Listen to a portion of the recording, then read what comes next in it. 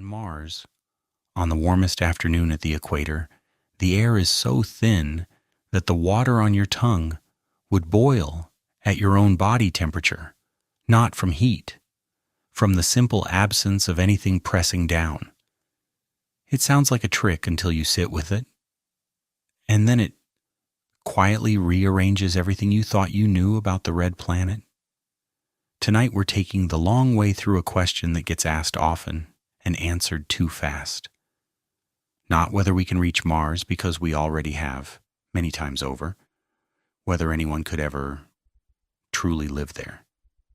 If you'd rather drift off with the screen dark, this channel is on Spotify as well, and the link is waiting in the description below.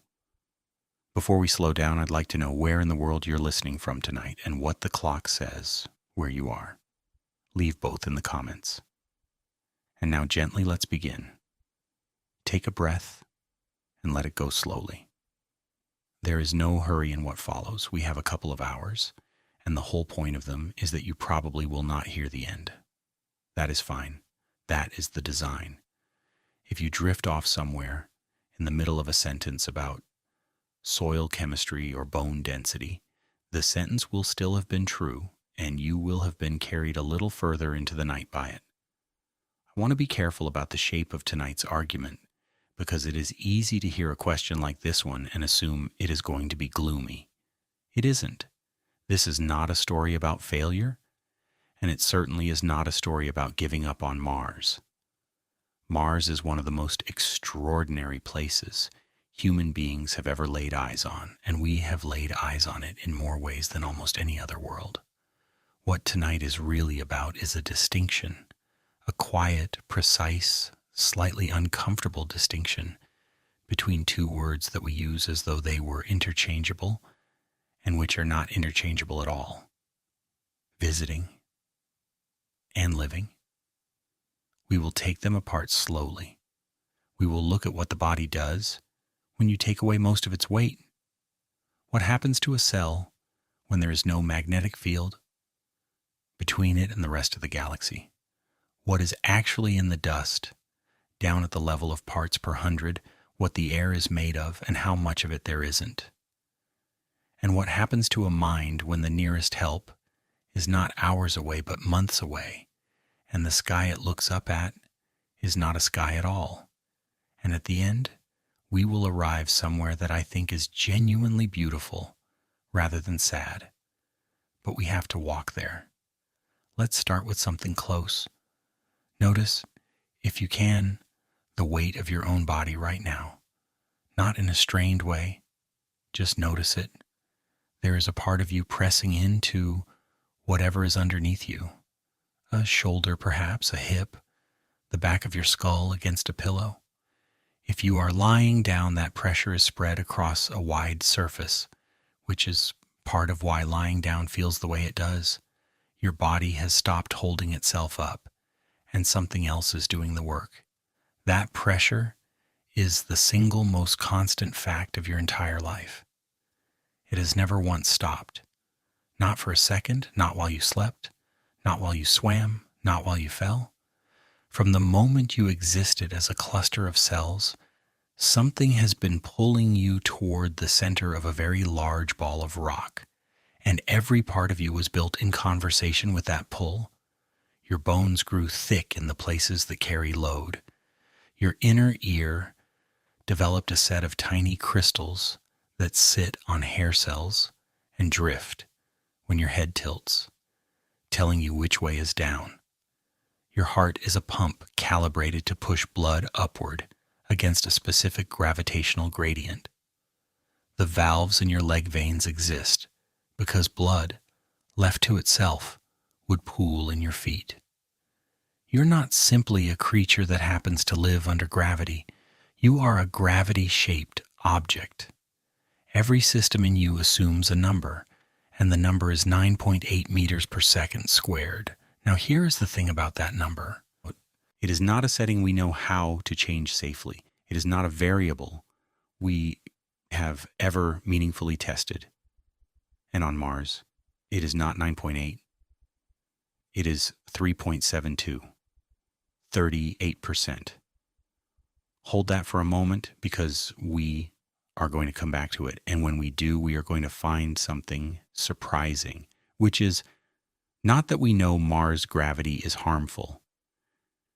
It is that we genuinely do not know what it does, and we have never found out, and finding out is harder than it sounds. But before the science, the question underneath. We say people will live on Mars, we say colony, we say settlement, we say sometimes backup for humanity. These are big words, and they carry a lot of quiet assumptions, and I think it is worth pulling those assumptions into the light, gently, one at a time. Because there is a version of living on Mars that is almost certainly achievable, and there is a version that almost certainly is not, and the two versions get blurred together constantly in headlines, in interviews, in dinner table conversations. The achievable version looks something like this. A small crew, carefully selected, lands on Mars. They stay for a defined period, perhaps 500 days, because that is roughly how long you have to wait for the planets to line up again for the trip home. They live inside a pressurized structure. Everything they breathe, eat, drink, and wear either came with them or was manufactured by machines that came with them. They do extraordinary science, and then they leave and they come home, and their bodies begin the long project of repair. That is a mission. It is dangerous. It is expensive. It is one of the most ambitious things our species could attempt. And I think there is a fair chance it happens within the lifetime of many people listening tonight. The other version is different in kind, not in degree.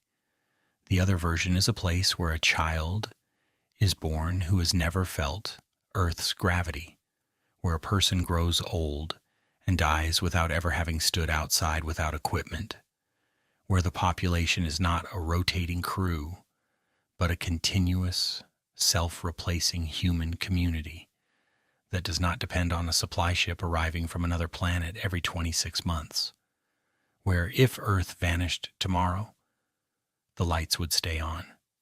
That is a home, and a home is a fundamentally different engineering problem from a mission.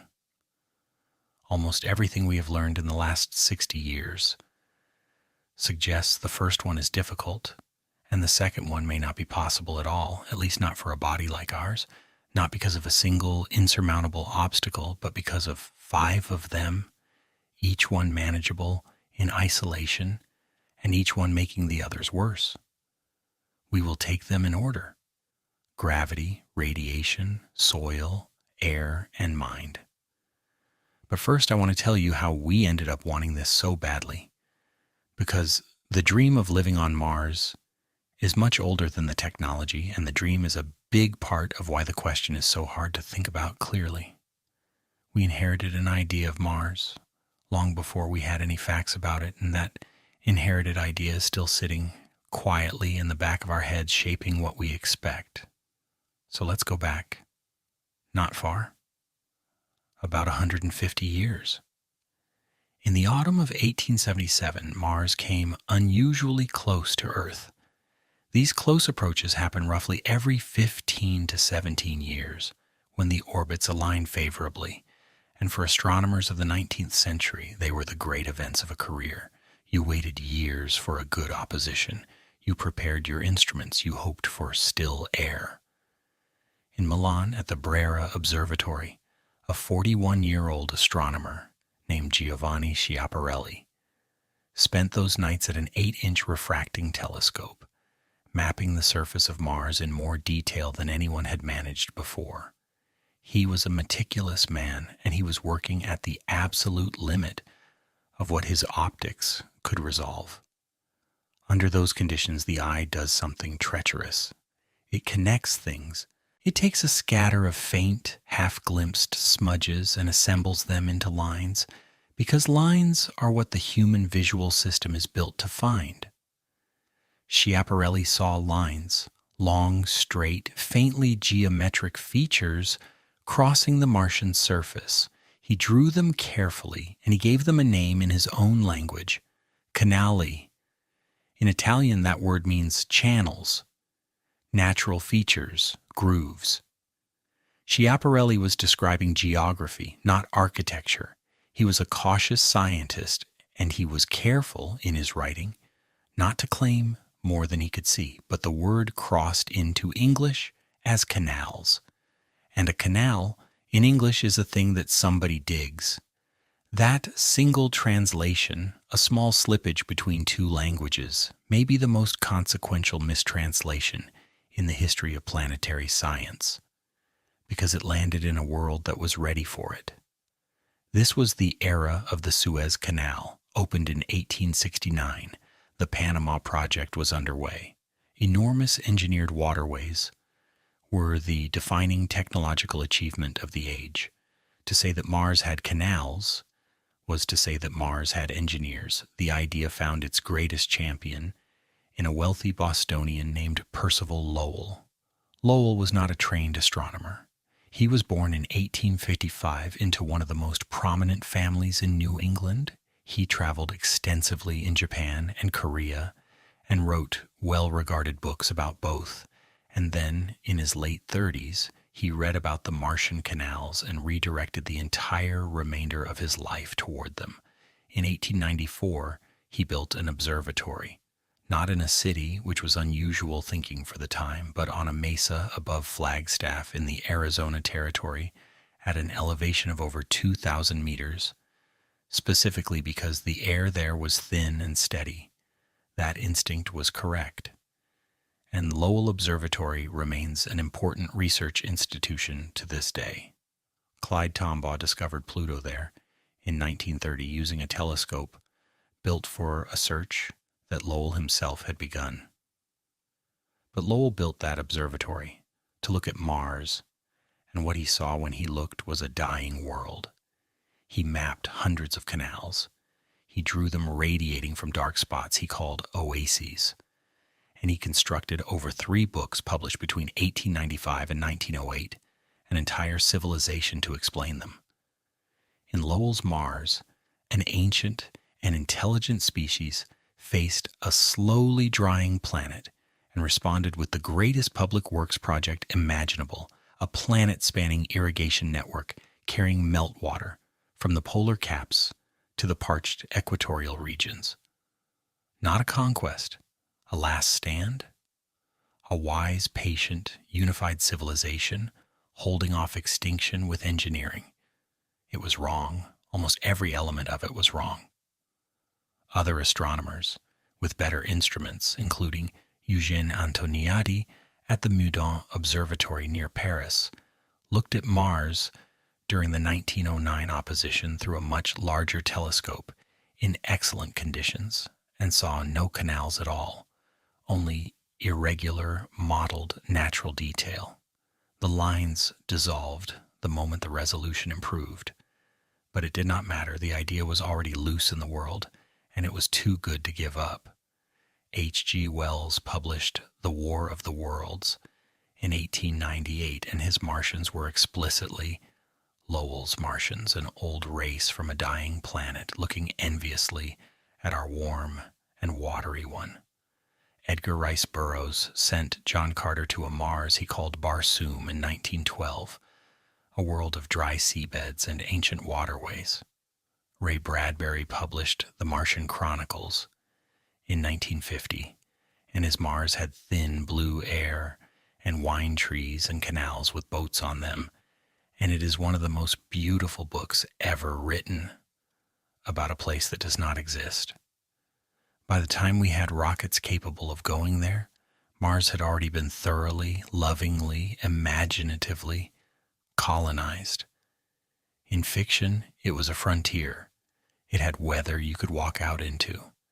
It had a history you could inherit. And this matters more than it might seem, because the engineers were reading the same books. In 1948, while working for the United States Army at Fort Bliss, a German rocket engineer named Werner von Braun wrote a technical document that was also, unmistakably, a piece of the dream. It was called Das Mars Project, and it was published in English in 1953 as the Mars Project. It laid out, in genuine numbers, an expedition to Mars. Von Braun's version was enormous. A fleet of 10 ships assembled in Earth orbit carrying 70 people, using orbital mechanics that were essentially correct, even though the vehicle assumptions were wildly optimistic. He appended a novel he had written in which the Martian government is led by an official titled the Elon. That is a real detail. It is one of those small coincidences that history occasionally leaves lying around. The point is that from the very beginning, the serious technical planning for Mars was braided together with a fictional Mars that had never existed. Every calculation carried a little bit of Bradbury inside it. And then, on the 14th of July, 1965, a small spacecraft called Mariner 4 flew past Mars at a distance of about 9,800 kilometers and took 21 photographs. It took hours for those images to come back, line by line, at a data rate slower than a dial-up modem. The team at the Jet Propulsion Laboratory in Pasadena grew impatient, waiting for the computer to process the first frame, and famously printed the raw numbers on paper strips and colored them in by hand with pastels from an art store, just to see something. What they eventually saw was craters. Not canals, not cities, not seabeds. Craters in a landscape that looked disconcertingly like the moon. And the radio occultation experiment, which measured how the spacecraft's signal bent as it passed behind the planet, returned an atmospheric pressure of somewhere between 4 and 7 millibars. Earth's atmospheric pressure at sea level is a little over 1,000 millibars. That single number ended the old Mars in an afternoon. There was no thin blue air. There was almost no air at all. Whatever water had once been there was not running through canals. It was gone or locked in ice or hiding underground. The planet that came back from Mariner 4 was cold, cratered, dry, and hard. And a lot of people who had spent their lives loving the other Mars found it genuinely painful.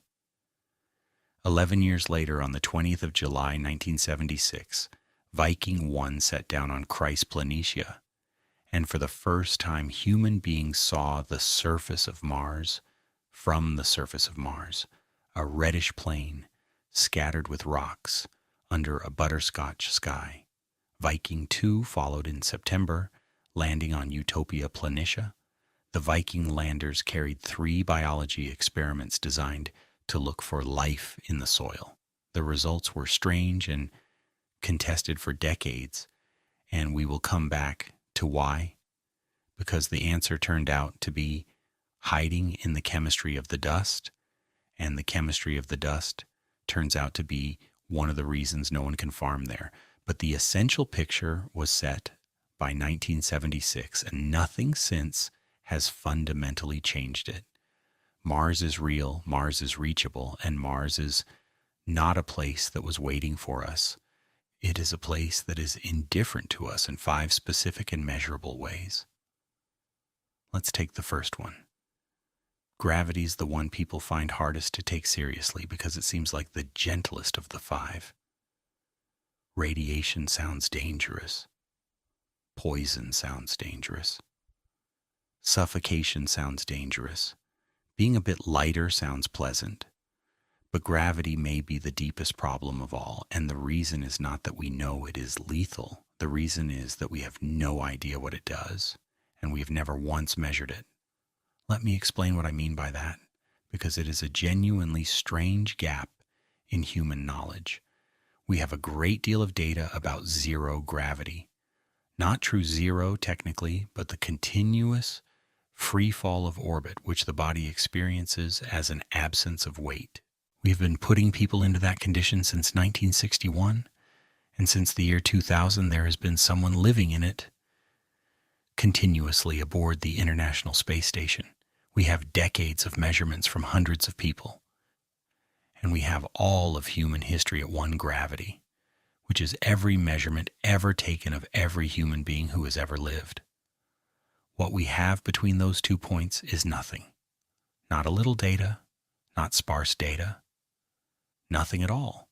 No human being has ever spent an extended period at 1/3 of Earth's gravity, or 1/2 or 2/3. The 12 Apollo astronauts who walked on the moon at 16% gravity were there for a matter of hours, or, at most, about 3 days. That is not a physiological study. That is a visit. So when someone tells you confidently what Martian gravity will do to a human body over 10 years, they are not reporting a finding. They are extrapolating across an enormous empty space between 2 known points and hoping the line is straight. There is no particular reason to think it is straight. Here is what we do know. From the zero gravity end, bone is not scaffolding. This is the first thing to unlearn.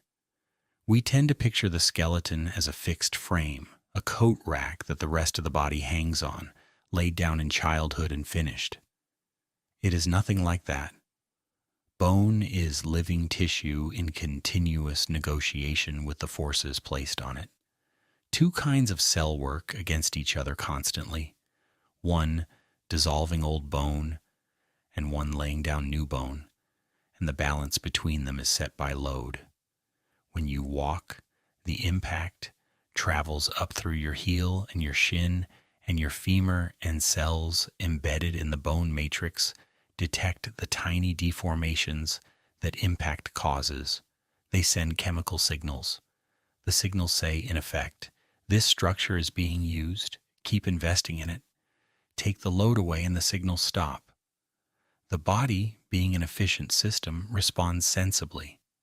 Maintaining dense bone is metabolically expensive. If the load-bearing demand has vanished, the calcium is more useful elsewhere. So the balance tips, the dissolving outpaces the building, and the skeleton begins quietly to be dismantled. The numbers are consistent, and they are not small. Across long-duration missions on the International Space Station, crew members lose roughly 1 to 1.5% of bone mineral density per month in the proximal femur, which is the top of the thigh bone where it meets the hip. Around 1% per month in the femoral neck. Roughly 1 to 1.5% per month in the lumbar spine. The pelvis and the trochanter are often worse. To put that in perspective, a person on Earth with diagnosed osteoporosis might lose 1 or 2% per year. An astronaut can lose that in a month. And the losses are not evenly distributed across the body. The skull and the upper body are largely spared, and in some cases actually gain a little.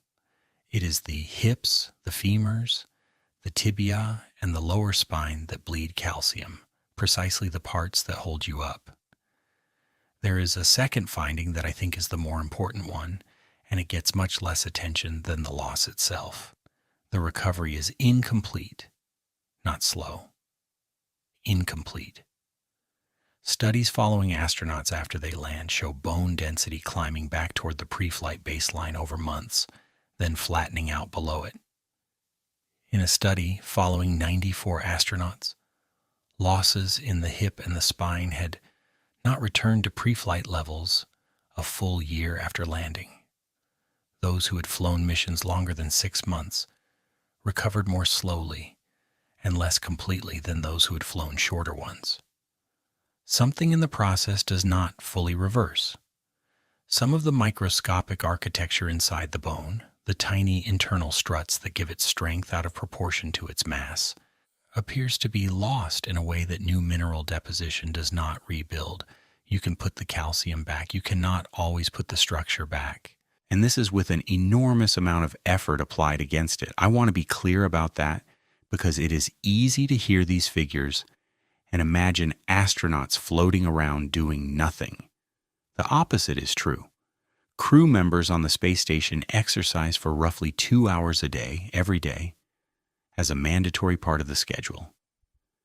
There is a resistance device that uses vacuum cylinders to simulate free weights, a treadmill that you strap yourself down onto with a harness, and a stationary bicycle. The exercise protocols have been refined over decades by exercise physiologists whose entire job is this problem. 2 hours a day, and the bone still goes. Now hold that beside the Martian scenario. Mars has gravity. Real gravity, 38% of Earth's.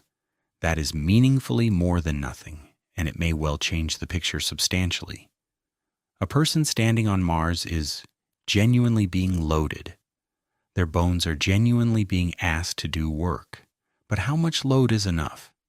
Is there a threshold below which the signal fails, and above which the skeleton maintains itself?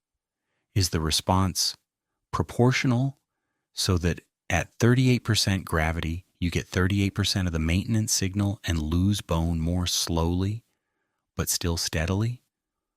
Or is it something else entirely? Some curve with a knee in it that we would only find by looking? Nobody knows. Genuinely nobody. It is one of the largest open questions in space medicine, and it has been open for 60 years. There is an experiment that would answer it. You would build a centrifuge, either in orbit or on the lunar surface, and you would keep animals, and eventually people, at partial gravity for long enough to see the curve. Variations of this have been proposed since the 1960s. A centrifuge module was designed for the space station and canceled. Rodent studies at partial gravity have been run in small numbers and for short durations. The full study, the one that would actually settle it, has never been funded because it is expensive and slow and does not photograph well.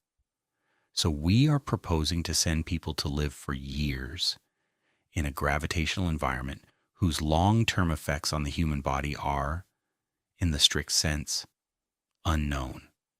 And bone is only the visible part. Muscle atrophies too, particularly the postural muscles. The deep ones along the spine and in the calves that you never consciously use but that hold you upright all day. The cardiovascular system deconditions, the heart, no longer having to push blood up against a full gravitational gradient, becomes measurably smaller and less capable, and returning astronauts often cannot stand up without fainting for the first days back. And then there is the eye. This one was not predicted, and it is one of the more sobering discoveries of the space station era. It is called spaceflight-associated neuroocular syndrome. In the absence of gravity, fluid that would normally pool downward in the body shifts upward toward the head. Pressure in the skull changes, and over months in a substantial fraction of long-duration crew members, the back of the eyeball flattens. The optic nerve head swells. Folds appear in the retina, vision changes, usually toward farsightedness, and in some cases the changes persist years after landing. We did not see that coming. Nobody's model predicted it. It emerged from simply keeping people up there long enough and looking carefully, which is, I think, the honest summary of the gravity problem. It is not that we know Mars gravity will break people. It is that the last time we put human bodies in an unfamiliar gravitational environment for long enough to look properly, we found something nobody had anticipated in an organ nobody was watching. 10 years is a long time to find out what else is waiting. Let's move to the second one, which is the one where the numbers get genuinely uncomfortable. Look up in your mind at the sky above your house. It looks empty. On a clear night, it looks like nothing between you and the stars. It is one of the most persuasive illusions we live inside, because above you right now, invisibly, are 2 layers of protection, and together they are the reason your cells are not being torn apart tonight. The first is the atmosphere. not the thin blue haze you see from an airplane window. The full column of it, all the way up. If you compress the entire atmosphere above 1 square centimeter of ground into a solid slab, it would weigh about a kilogram. That is roughly the shielding equivalent of standing under 10 meters of water or about a meter of concrete continuously everywhere on Earth at all times. The second is the magnetic field. Deep inside the Earth, there is a core of liquid iron, hot and turbulent and electrically conducting, and its motion generates a magnetic field that extends tens of thousands of kilometers into space. Charged particles arriving from the sun and from the wider galaxy do not travel in straight lines through a magnetic field. They spiral, they get deflected, many of them get caught entirely and held in belts or funneled down toward the poles where they collide with the upper atmosphere and glow. The aurora is what a deflected particle storm looks like from underneath. Mars has neither of these things.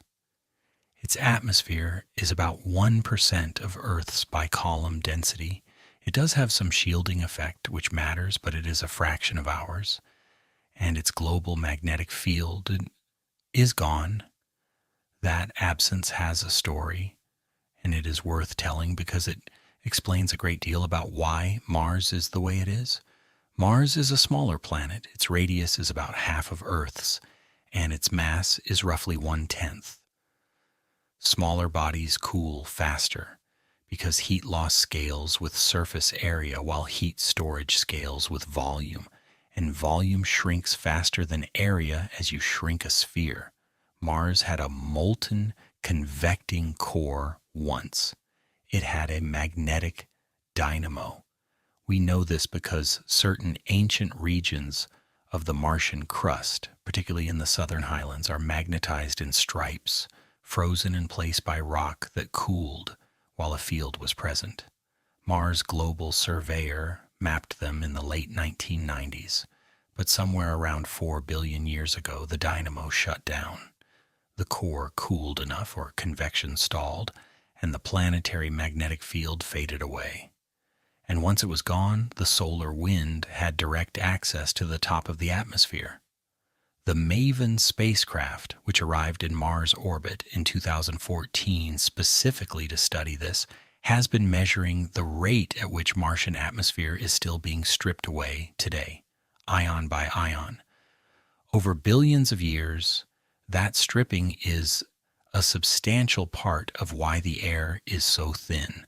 So the two losses are connected. The magnetic field went, and then much of the atmosphere went, and what is left is a surface exposed to space in a way that no place on Earth has been since life began. Now the numbers. The Curiosity rover carries an instrument called the Radiation Assessment Detector, RAD for short, built at the Southwest Research Institute in Boulder, Colorado, under a principal investigator named Don Hassler. It was switched on for most of the 8-month cruise to Mars, sitting inside the spacecraft where a crew would sit, and it has been running on the surface since Curiosity landed in Gale Crater on the 6th of August, 2012. It gave us the first direct measurements of what a human body would actually receive. On the surface of Mars, the average dose equivalent from galactic cosmic rays came out at about 0.64 to 0.67 millisieverts per day. During the cruise, inside the spacecraft, it was roughly 1.8 to 1.9 millisieverts per day, nearly 3 times higher because in deep space you have only the vehicle's own walls, and Mars at least gives you a planet underneath you blocking half the sky, plus that thin atmosphere overhead. Put those into a mission profile: 180 days out, 500 days on the surface, 180 days back. Total accumulated dose, roughly 1 sievert. To calibrate that, a chest X-ray is about 0.1 millisieverts. A CT scan of the abdomen might be 10. The average person on Earth receives somewhere around 3 millisieverts a year from all natural background sources combined. 1 sievert is a career. Radiation protection agencies typically associate a 1 sievert exposure with something in the region of a 5% increase in lifetime fatal cancer risk. The European Space Agency has generally used 1 sievert as an approximate career limit. NASA's own standard has historically been framed as a 3% increase in excess cancer risk, and by that standard, a single Mars mission comes close to or exceeds the allowance for an entire career. For a mission, you can argue about that. Reasonable people do. A 5% increase in lifetime cancer risk taken on knowingly by a volunteer in exchange for being one of the first humans on another planet is not obviously a worse bargain than the ones test pilots and deep sea divers and mountaineers have accepted for a long time. For a home, the arithmetic simply does not work. 0.67 millisieverts a day is about 245 millisieverts a year. 10 years is 2.5 sieverts. 40 years is roughly 10. Nobody is having a normal life expectancy under those conditions, and a child born there would begin accumulating from day one. And there is a second, nastier layer to this, which is that not all radiation is the same kind of thing, and the kind that Mars gets most of is the kind we understand least well. The particles that concern us come in 2 families. The first are solar energetic particles thrown out by flares and coronal mass ejections. These are mostly protons. They come in sudden bursts, and a large event can deliver a dangerous dose over hours. They are, in a sense, the easier problem because they are relatively low energy, and a modest amount of shielding stops most of them. You would build a storm shelter, a small, heavily shielded room inside the habitat, and when the warning came from a solar observatory, you would go and sit in it for a day. The second family is the hard one. Galactic cosmic rays are not from our sun.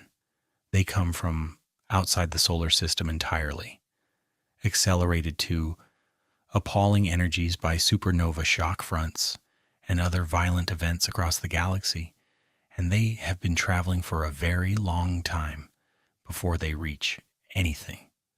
They are a continuous, low-intensity rain that never stops and never has a warning, and about 1% of them are not protons.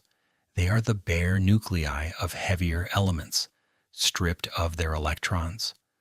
Iron nuclei, silicon, oxygen, carbon. An iron nucleus moving at close to the speed of light is a very different object from an X-ray photon. When it passes through tissue, it does not deposit its energy in a diffuse scatter. It carves a track, a dense, continuous column of ionization straight through whatever it hits, and everything within a certain radius of that track is damaged at once. A cell can repair a single broken strand of DNA reasonably well. It has machinery for exactly that. What it handles poorly is many breaks in close proximity, in both strands, in the same region, all at the same moment. That is what a heavy ion track leaves behind. And here is the part that makes shielding so difficult. If you put a thin layer of aluminum between yourself and an iron nucleus, the nucleus does not stop. It shatters. It hits a nucleus in the aluminum and both fragment, and the fragments continue forward as a spray of secondary particles, including neutrons, which are extremely good at penetrating and extremely good at causing biological damage. So a modest amount of the wrong shielding makes things worse, not better. This is called secondary particle production, and it is one of the reasons you cannot simply wrap a habitat in metal and declare the problem solved. What does work is mass. A lot of mass. The physics favors materials rich in hydrogen because hydrogen nuclei are single protons, and a collision with a single proton fragments the incoming particle far less messily. Water works well, polyethylene works well, and regolith, the loose Martian soil, works well if you use enough of it. The realistic engineering answer to Martian radiation is therefore not a dome. It is burial, 2 to 3 meters of soil piled over the habitat, or a lava tube, of which Mars has many, or a tunnel, which solves the radiation problem and creates a different one. And we will come to that when we talk about the mind.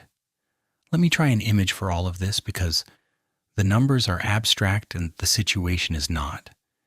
Imagine you have lived your whole life in a house, a good house, an old one, in a climate with weather. You have never especially thought about the roof. It has always been there. Occasionally, in a storm, you hear the rain on it and feel pleased about being inside. Now imagine the roof is removed. Not the walls, just the roof. The house is still a house. The floor is still dry most of the time. You can still cook and sleep and read. On a clear day, you would barely register the difference. And if someone came to visit on a clear day, they might say, "Honestly, this seems fine." But the weather is no longer something happening outside. It is something happening in the room with you. And the only variable is how hard it is falling at any given moment. Most days it is a fine drizzle, barely visible. You would not put on a coat for it, but it does not stop. It has never stopped, and it is falling on everything you own, all the time, including on you. And then occasionally, without much notice, it is not a drizzle, it is a hailstorm. That is the solar event, and for that you can build something. You can put a small solid shed in the corner of the room and go and sit in it when the sky darkens. It is uncomfortable and cramped, and you would rather not, but it works. And you know it is coming, and it passes. The drizzle is the harder thing. There is no shed for the drizzle because there is no gap in it, and you cannot spend your life in the shed. The only real answer to the drizzle is to stop living in the room with the missing roof, to move down, to dig into the ground beneath the house and live there, under enough earth that the weather cannot find you, and to accept that the price of being dry is never seeing the sky from your own home again.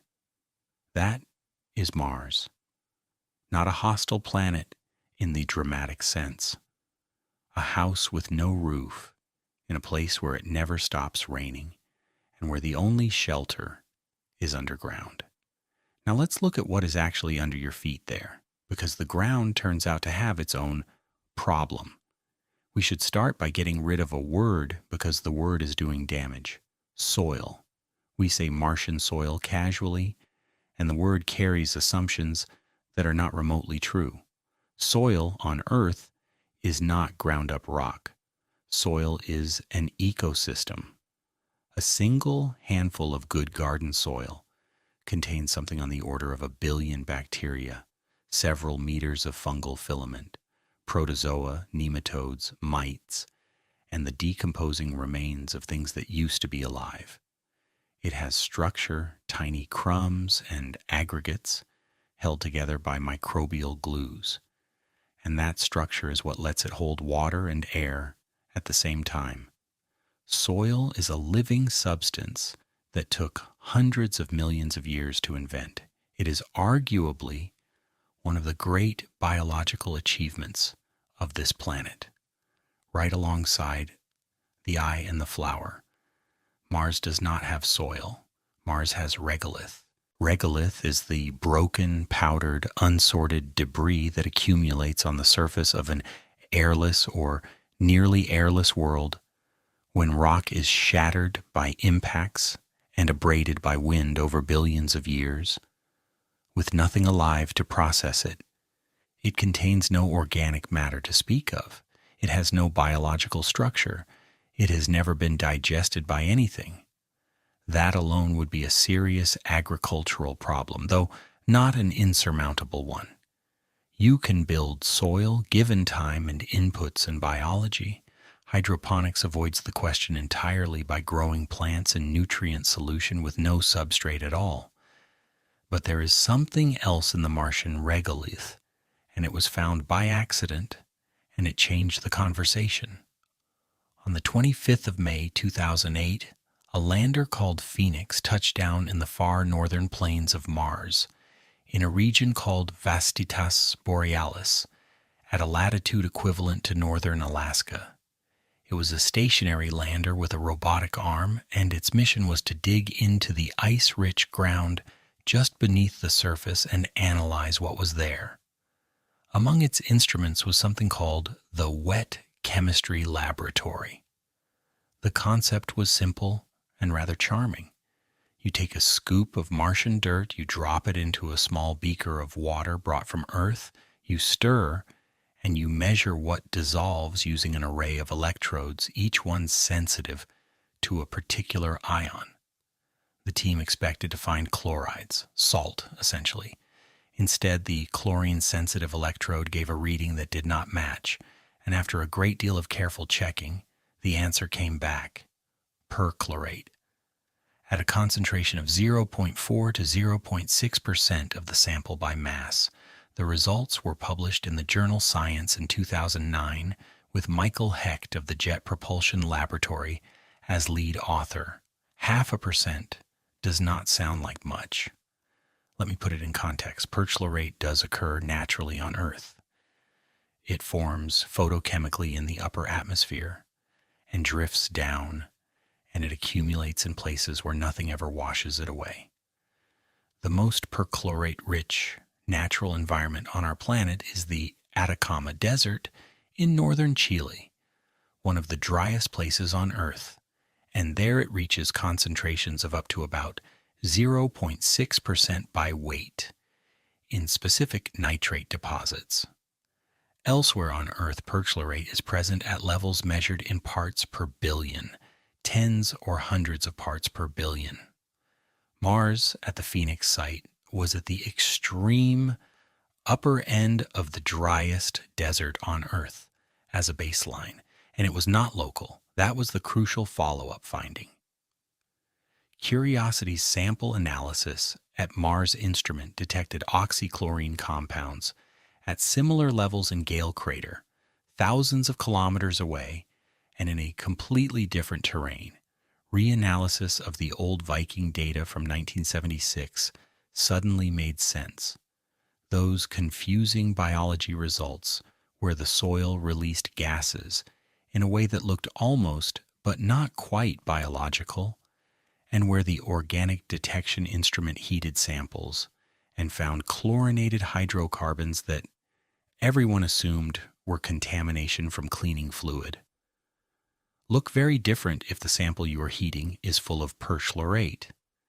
Heat perchlorate with organic material, and the perchlorate becomes a powerful oxidizer and destroys the organics, leaving exactly the chlorinated fragments that Vikings saw. The planet appears to be globally salted with it. Estimates run up to around 1% by weight in some regions. And because Mars has planet-encircling dust storms, and because the dust is extremely fine and travels everywhere, there is no obvious reason to expect any large area to be free of it. So what does perchlorate actually do to a person? The mechanism is specific and it is not dramatic, which is part of what makes it insidious. Your thyroid gland sits at the front of your neck, and its job is to produce hormones that regulate metabolism, growth, and crucially, brain development in children. To make those hormones, it needs iodine, which it pulls out of the bloodstream using a molecular pump called the sodium iodide symporter. The perchlorate ion is very close in size and charge to the iodide ion, close enough that the pump cannot reliably tell them apart. Perchlorate gets taken up and occupies the machinery, and iodide uptake drops. The result, over sustained exposure, is reduced thyroid hormone production. In adults, that presents as fatigue, cold intolerance, weight gain, slowed cognition, depression. In a developing fetus or a young child, insufficient thyroid hormone during the critical windows of brain development causes permanent impairment. Perchlorate is regulated in drinking water on Earth at the level of parts per billion. On Mars, it is a bulk constituent of the ground at a concentration roughly 10,000 times higher than the levels we consider a contamination problem here. And this is not soil you could simply avoid touching. It is dust. It is on everything. Mars is a planet with global dust storms, and the dust settles on every surface, every solar panel, every seal, every suit, which brings us to a problem that the Apollo astronauts discovered on the moon and that nobody had really planned for. Dust gets inside. There is no way to walk around outside in a pressure suit and then come in without bringing some of the outside with you. The Apollo crews found lunar dust, utterly pervasive. It clung to everything electrostatically. It worked its way into seals and zippers and the joints of the suits. And when they took their helmets off inside the lunar module, they could smell it. A sharp, burnt smell that Gene Cernan described as being like spent gunpowder. Harrison Schmitt, who was a geologist and the only trained scientist to walk on the moon, had a genuine allergic reaction to it with congestion and irritated eyes. Martian dust is not identical to lunar dust. The presence of an atmosphere and some water history means the particles are somewhat less jagged, but it is very fine with a substantial fraction of particles just a few micrometers across, which is precisely the size range that travels deepest into the lungs and is hardest to clear. It is fine, it is everywhere, and it contains a thyroid toxin. Engineers have thought about this, and there are real proposals, suit ports, where the suit permanently docks to the outside of the habitat wall, and you climb into it from inside without the suit ever entering the living space. Airlocks with aggressive electrostatic dust removal, washdown systems, none of these are impossible. All of them work reasonably well most of the time for a while. The question is whether they work for 40 years in a facility maintained by a few dozen people who cannot order a replacement part. And there is a further consequence, which is the one that matters most for the idea of a permanent home. You cannot grow food in it, not directly, not without processing. Perchlorate is highly soluble in water, which is actually good news in principle. You can wash it out. Researchers have grown plants in Mars regolith simulant successfully after washing, and there are also perchlorate-reducing bacteria on Earth that break the molecule down and could in principle be used to treat the regolith biologically. But washing regolith requires water in quantity, and then requires you to do something with the perchlorate-saturated water afterward. And the washed material is still not soil. It still has no organic content, no microbial community, no structure. You would have to build all of that as well. The realistic answer is that a Mars settlement grows food hydroponically in trays, under artificial light, inside the pressurized volume, in water carefully cleaned and recycled, which means the food supply is not a field, it is a machine, and a machine has a failure mode. That is a sentence worth sitting with for a moment because it recurs. On Earth, if your greenhouse breaks, you go outside and there are still fields. And if the fields fail, there are other countries. And if the whole harvest fails, there are reserves and imports, and eventually the enormous accumulated buffer of a planet with 8 billion people on it and a functioning biosphere. On Mars, the greenhouse is not one option among several. It is the entire agricultural sector of the civilization, and it lives in a box. Let's move to the air, which is the fourth of our five, and the one where the physics is most unforgiving. Take a slow breath now if you are still with me.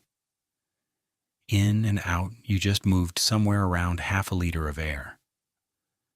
It was roughly 78% nitrogen, 21% oxygen, a little argon, and about 0.04% carbon dioxide. Its pressure was about 1,013 millibars at sea level, which is to say that the atmosphere was pressing on every square centimeter of you with the weight of about a kilogram, and you have never once noticed. The Martian atmosphere averages around 6 millibars. 6, not 600, 6. That is roughly 0.6% of Earth's sea level pressure. It varies because Mars is a planet with real topography and because a substantial fraction of the atmosphere freezes onto the polar caps in winter and sublimates back in summer, so the global pressure actually rises and falls by around 30% over the Martian year. In the deepest basins, in Hellas Planitia, it can reach 12 millibars or so. On the summit of Olympus Mons, it drops below 1. And what little there is about 95% carbon dioxide, about 2.8% nitrogen, 2% argon, and oxygen at around 0.13%. So there are two separate problems here, and they are worth keeping distinct, because people usually collapse them into one. The first is composition. There is essentially no oxygen. That one is at least conceptually straightforward. The second is pressure. And pressure is the one that is genuinely alien to our intuitions, because on Earth we have never had to think about it. Here is the fact I opened with, and now we can look at it properly. Water boils when the pressure around it drops low enough that its molecules can escape into vapor. We usually think of boiling as a temperature phenomenon because we usually change the temperature. But it is really a relationship between two numbers, temperature and pressure. And you can get there from either direction. At the top of Everest, water boils at about 70 degrees Celsius, which is why you cannot make a decent cup of tea there. Keep dropping the pressure, and the boiling point keeps falling. At around 63 millibars, water boils at 37 degrees Celsius. 37 degrees Celsius is body temperature. That threshold has a name. It is called the Armstrong limit, after Harry Armstrong, an American Air Force physician who worked on high-altitude physiology in the 1930s and 40s and who identified it. On Earth, it occurs at an altitude of about 19 kilometers. Above the Armstrong limit, an unprotected human body does not merely suffer from lack of oxygen. The water in the exposed tissues begins to vaporize at body temperature. The saliva on the tongue, the tears on the surface of the eye, the moisture lining the inside of the lungs. The Martian surface at 6 millibars sits roughly 10 times below the Armstrong limit, everywhere, permanently, even at the bottom of Hellas. There is a persistent piece of cinema mythology that a person exposed to vacuum explodes or freezes solid instantly. Neither is true, and the reality is stranger and quieter.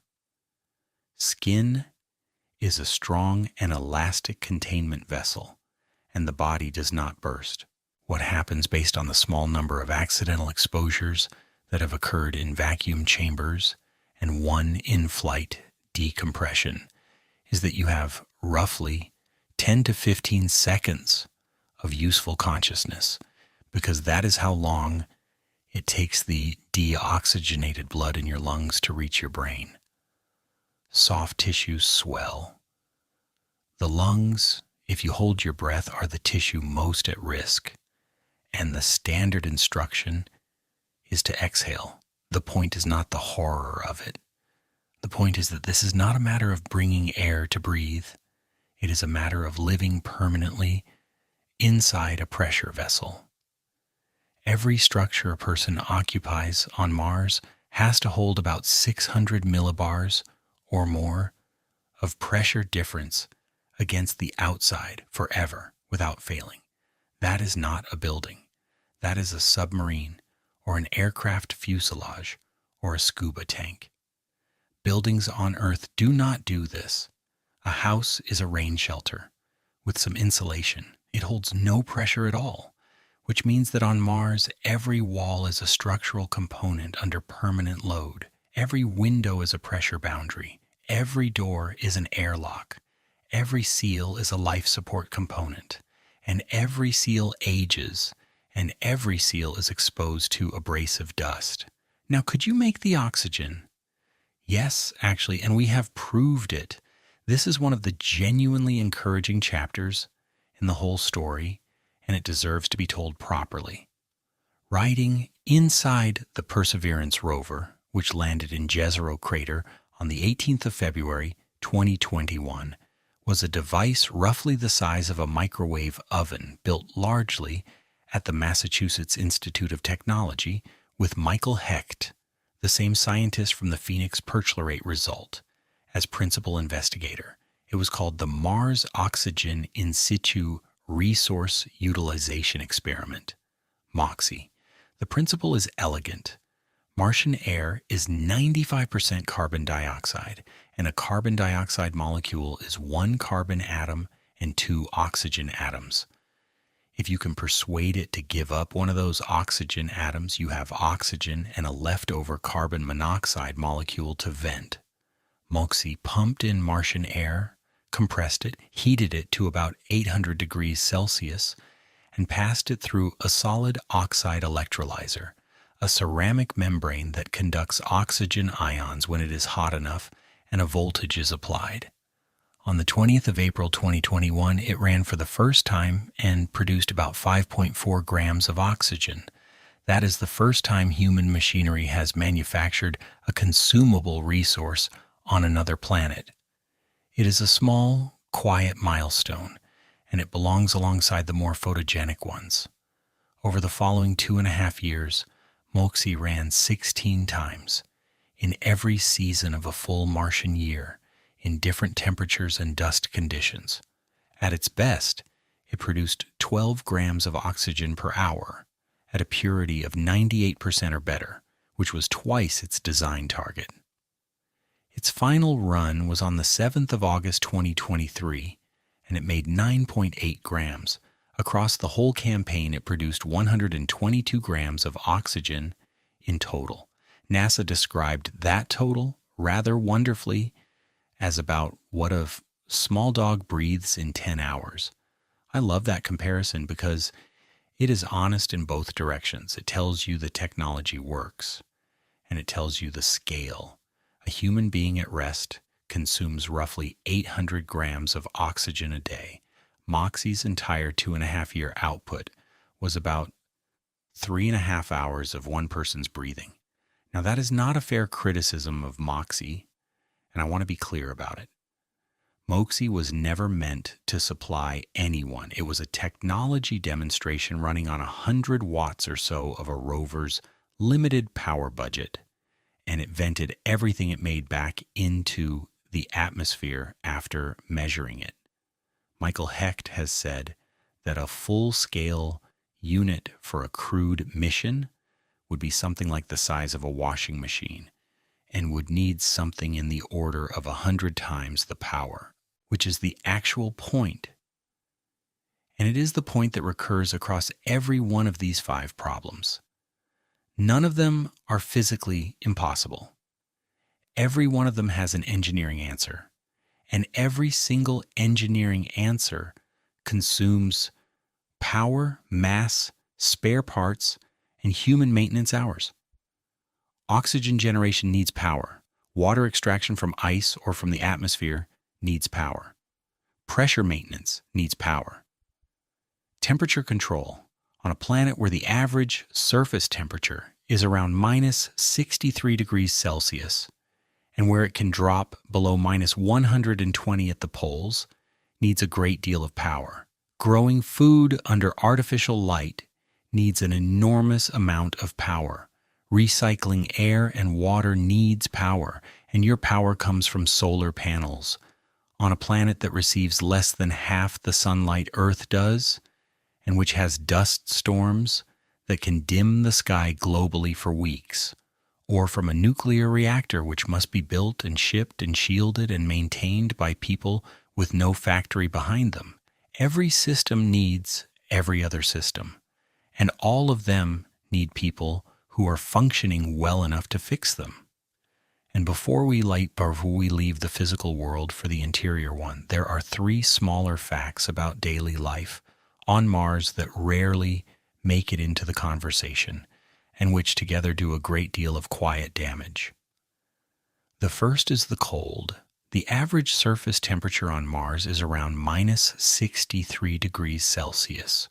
On a good summer day at the equator, it can climb above freezing, and there are measurements from the Viking landers and from Curiosity showing afternoon ground temperatures in the region of 20 degrees.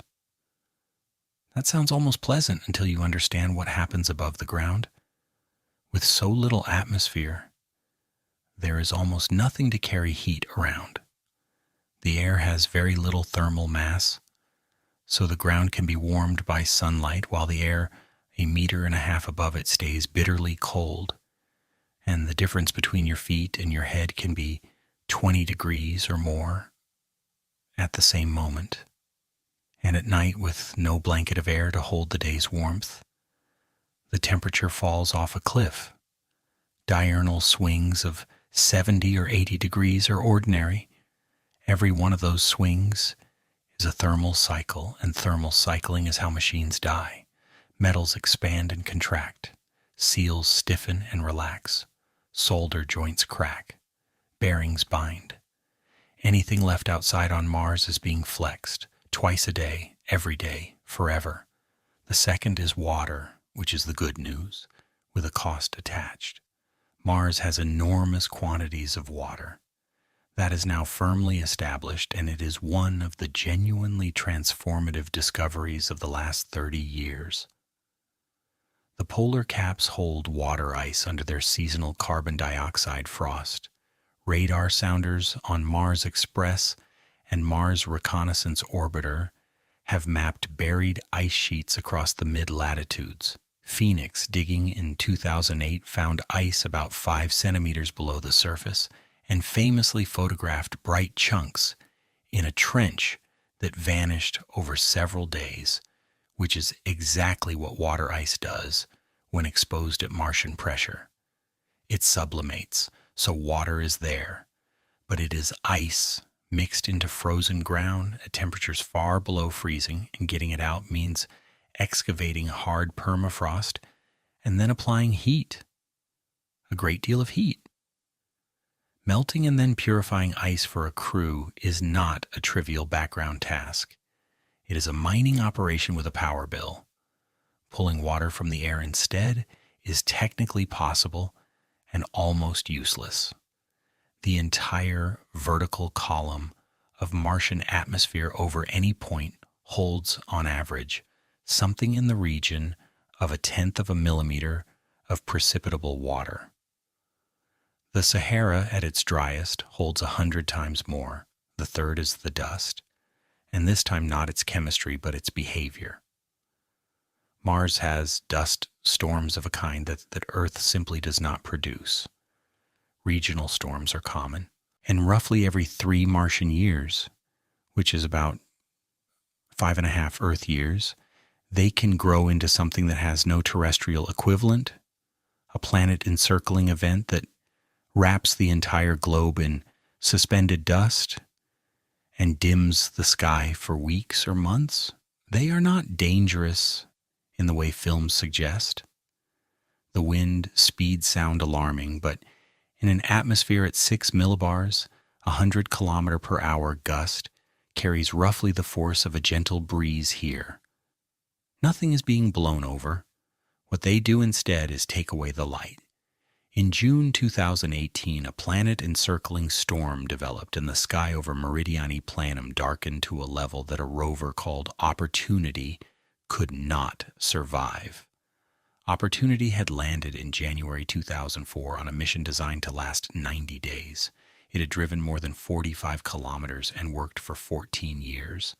Its final transmission came on the 10th of June 2018, reporting falling power and a darkening sky. Engineers at the Jet Propulsion Laboratory listened for 8 months and heard nothing, and the mission was formally declared complete on the 13th of February 2019. A settlement, depending on solar power, has to be able to ride out something like that, which means storage, which means mass, or it means a reactor, which means an entirely different set of problems. And the fourth thing, which is not physical at all, is time. A Martian day, a sol, is 24 hours, 39 minutes, and 35 seconds. Very nearly ours, which sounds like a lucky break and is not. Mission teams operating surface rovers often live on Mars time, shifting their schedule 40 minutes later every single day so that their working hours match the rover's daylight. They do it for months, and it is genuinely punishing. The human circadian system can stretch a little, but 40 minutes a day means your body is being asked to accept a permanent, gentle, unending jet lag that never resolves. People who have done it describe profound fatigue, disorientation, and a peculiar sense of drifting loose from everyone around them, because within a few weeks you are awake while your family sleeps, and you never catch back up. That is on Earth with sunlight through the window and a weekend available. Now imagine it as the permanent condition of the place you live, underground, with a clock that never agrees with the clock on the planet where everyone you love is. Which brings us to the fifth problem, the one that is least often discussed, and which the people who have actually studied confinement tend to think is the hardest of the five. There is a tendency, when we imagine the difficulties of Mars, to imagine physical ones: cold, vacuum, poison, radiation. These are the things that make good illustrations. But if you talk to the people who study confined and isolated environments professionally, and there is a whole discipline of them, drawn from submarine medicine and polar research, and now spaceflight, they will generally tell you that the machinery is not what breaks first. Let me describe 3 experiments. None of them involved leaving Earth. All of them are more instructive about Mars than most Mars mission studies. The first is called Mars 500. Between June 2010 and November 2011, 6 men lived inside a sealed facility at the Institute of Biomedical Problems in Moscow for 520 consecutive days. 3 Russians, a Frenchman, an Italian Colombian, and a Chinese participant.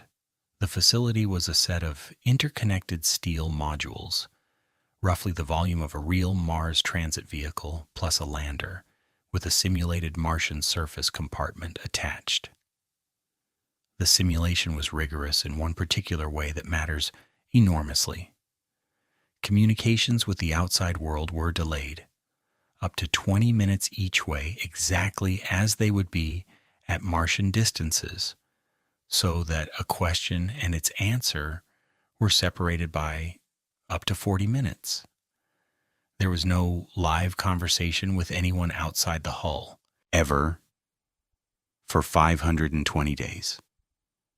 Physically, they were safe. There was no radiation, no vacuum, normal Earth gravity, and medical staff a few meters away behind the wall. If anything had gone genuinely wrong, they could have opened the door. They knew they could open the door. That is the crucial caveat, and it makes the results conservative rather than alarming. And still, the psychological data was sobering.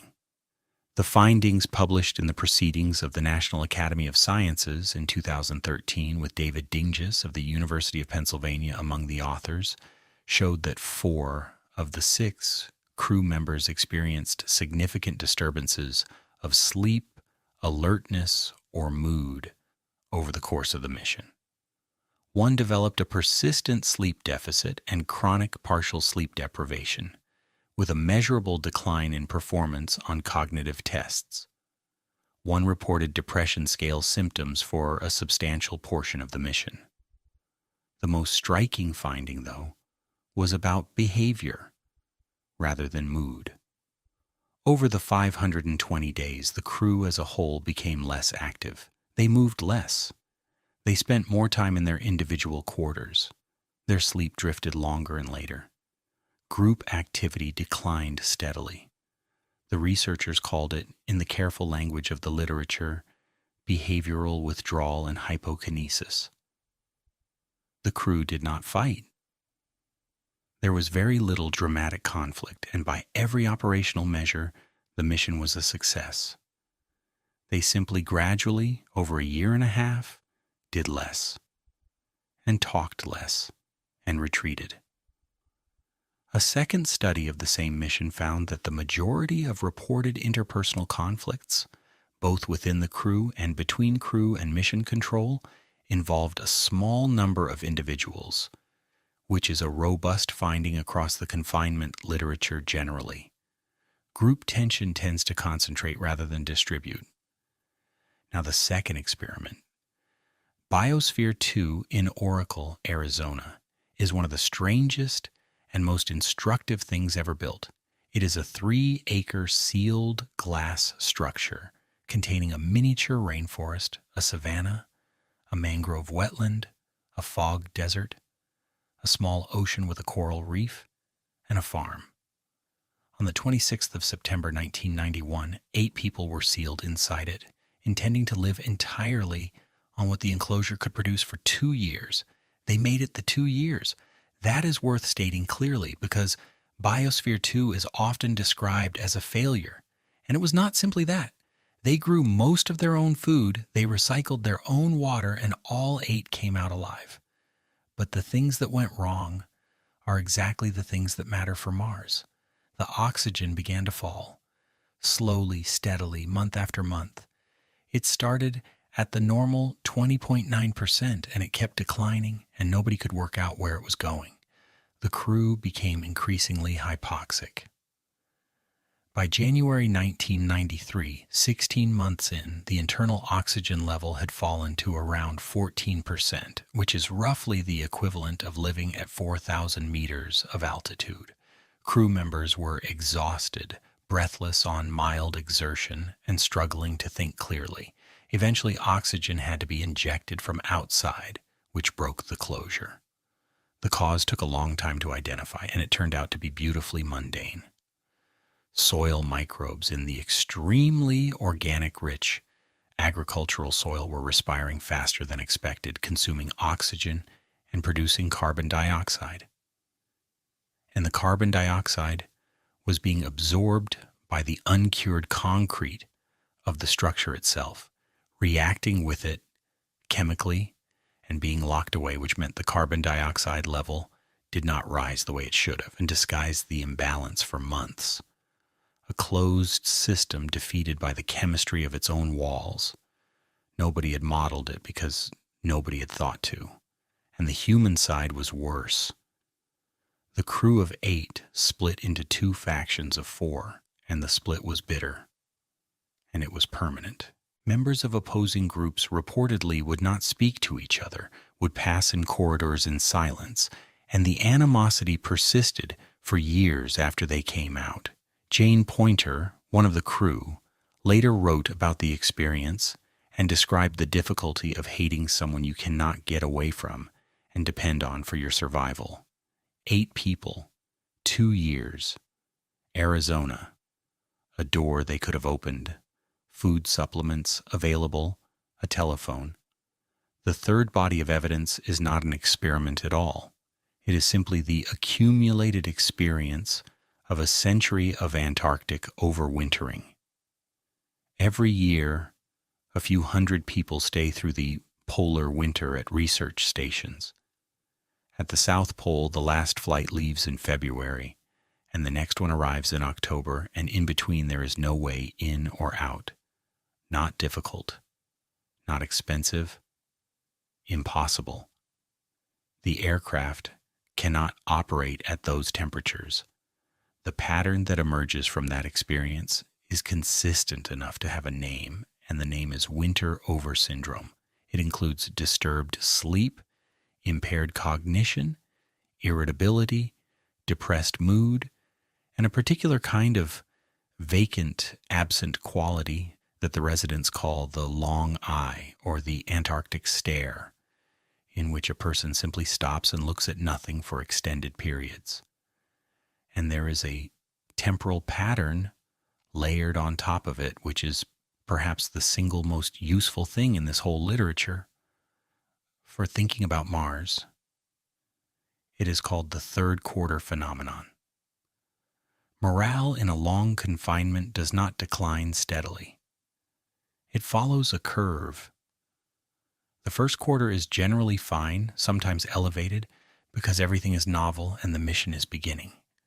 The second quarter settles into competent routine. The fourth quarter tends to improve markedly because the end is visible and people can count down. The third quarter is where it collapses. The novelty is entirely gone. The routine has become grinding, and the end is still too far away to feel real. Interpersonal friction peaks. Motivation drops. Errors increase. This has been observed in Antarctic stations, in submarine deployments, in space station missions, and in Mars 500, and it appears to depend on the proportion of time elapsed rather than the absolute duration. It happens at the 3-quarter mark, whether the confinement is 4 months or 18. Now, assemble these three things and point them at Mars. You have a crew living underground, because that is what the radiation demands. Under 2 or 3 meters of regolith, in a volume smaller than a modest apartment building, with no window that opens onto anything real. Their communication with everyone they love has a delay of between 3 and 22 minutes each way, depending on where the 2 planets are in their orbits, which means there is no conversation, there is only correspondence.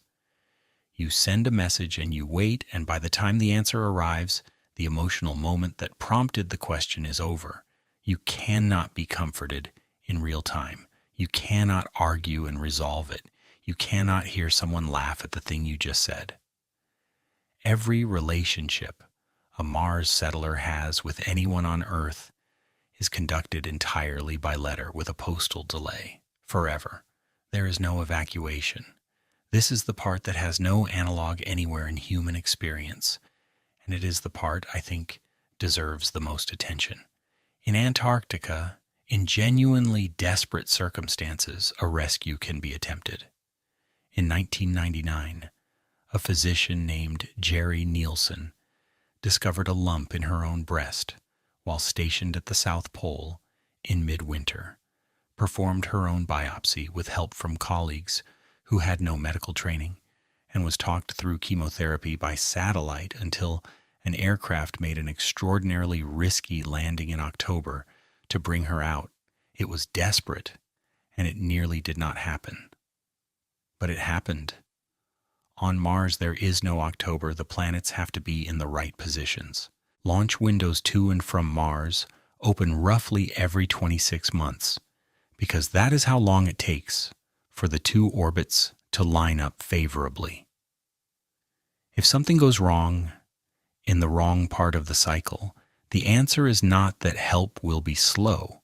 The answer is that help will arrive in perhaps 18 months. If a vehicle already exists and the journey itself takes 6 to 9 months on top of that. For most emergencies, that is the same as no help at all. Think about what that does to the psychology of a place. Every person there knows at every moment that whatever happens must be dealt with by the people currently in the room. A medical crisis, a mechanical failure, a death, a pregnancy, a psychiatric emergency in a colleague, a crime. There is no calling anyone. There is only the group, and the group cannot leave, and the group cannot expand, and the group cannot get rid of anyone, and they must all remain functional enough to maintain the machinery that is keeping them alive. Because on Mars, unlike anywhere on Earth, depression is not only a personal tragedy, it is a systems risk. A person who cannot get out of bed for 3 weeks is a person who is not doing their share of maintenance on the oxygen plant. Now, none of this is a reason not to go. I want to be careful here because it would be easy to have spent an hour listing difficulties and to arrive at a conclusion that sounds like defeat. It is not, and the people who have thought hardest about Mars deserve better than that. So let me talk about them for a while. The modern serious case for Mars settlement really begins with an aerospace engineer named Robert Zubrin. In 1990, Zubrin was working at Martin Marietta in Denver, and NASA had recently produced a Mars plan with a price tag of around $450 billion, an architecture so enormous and so dependent on new infrastructure that it was politically dead on arrival. Zubrin and a colleague, David Baker, thought the whole approach was wrong, and they produced an alternative called Mars Direct. The central insight of Mars Direct is genuinely clever, and it has shaped essentially every serious Mars plan since. Zubrin's argument was that the crushing cost of Mars missions came from carrying the return propellant with you. To bring people home, you need a fully fueled rocket sitting on the Martian surface. And lifting all that fuel from Earth and landing it on Mars is enormously expensive. So do not bring it. Make it there. You send an unmanned vehicle first, carrying a small nuclear reactor and a supply of hydrogen. It lands, and it runs a chemical process that has been understood since the 19th century, the Sabatier reaction, discovered by the French chemist Paul Sabatier around 1897. You combine hydrogen with the carbon dioxide that is freely available in the Martian atmosphere over a catalyst, and you get methane and water. Electrolyze the water, and you get oxygen and more hydrogen to recycle. Methane and oxygen are rocket propellant. Good propellant. The vehicle sits there and manufactures its own return fuel over about 10 months. And only when the tanks are confirmed full does a crew launch from Earth, knowing that a fueled ride home is already waiting on the surface. It is elegant. It uses no undiscovered physics, and it turned Mars from a hypothetical into an engineering problem with a schedule. Zubrin published The Case for Mars in 1996, founded the Mars Society in 1998, and has spent 30 years arguing the position with more energy than almost anyone. He is also, and this matters, quite honest about the difficulties. Zubrin does not claim Mars is easy. He claims it is worth it, which is a different kind of argument and a more defensible one. Then there is the other tradition, which is less technical and more philosophical, and its clearest expression came from Carl Sagan. Sagan's argument was about risk concentration. Every human being who has ever lived, every language, every piece of music, every act of kindness exists on a single small planet that has been struck by large objects before and will be again, and that now contains a species capable of destroying itself. Putting a viable, self-sustaining human population somewhere else changes the risk profile of the entire species. It is a serious argument, and it deserves to be taken seriously. And then there are the projects that were less serious, and one in particular that is instructive precisely because of how it ended. In 2012, a Dutch organization called Mars One announced a plan to establish a permanent human settlement on Mars beginning in 2023, funded largely by selling the broadcast rights to a reality television program following the selection and training of the crew. It would be one way. The settlers would not come back. More than 200,000 people applied. That number is the interesting part, and we should not skip past it. 200,000 human beings volunteered to leave the planet permanently, knowing they would never return, never walk outside, never see their families again. Whatever else is true, the desire is real, and it is widespread. Mars One did not have the technology, the funding, or a realistic plan. Independent analyses, including a well-known one from a team at the Massachusetts Institute of Technology in 2014, examined the proposed architecture and concluded that with the stated technologies, the first crew fatality would occur at around 68 days, most likely from suffocation, because the crops growing inside the habitat would produce enough oxygen to push the atmosphere into a fire risk regime, requiring venting, which would also vent nitrogen that could not be replaced. Mars One declared bankruptcy in 2019. I do not tell that story to mock it. I tell it because the gap between the 200,000 applicants and the 68 days is the exact gap this whole video is about. The wanting is not the problem. The wanting has never been the problem. So let's ask the question properly. Not can people survive on Mars, which is a mission question, and the answer is probably yes. But what would it actually take for Mars to be a home, in the sense that a place is home when you could stop receiving anything from anywhere and carry on? There is a concept for this, and it is worth naming: self-sufficiency threshold. The point at which a settlement no longer requires imports to continue existing indefinitely. On Earth, we do not think about this because no community has needed to for 10,000 years. Even the most remote village on this planet is embedded in a biosphere that manufactures oxygen, purifies water, decomposes waste, and regenerates soil for free, continuously, without anyone maintaining it. That biosphere is the largest and most reliable machine any human community has ever depended on, and it has never once been switched off. A Mars settlement has to build its own. Start with the simplest thing and follow the chain. You need to breathe, so you need oxygen generation, which means electrolysis units and Sabatier reactors and pumps. Those need power, so you need solar arrays or a nuclear reactor. Solar arrays degrade, get coated in dust, and crack. Reactors need fuel and control systems and coolant. Every one of those systems has moving parts.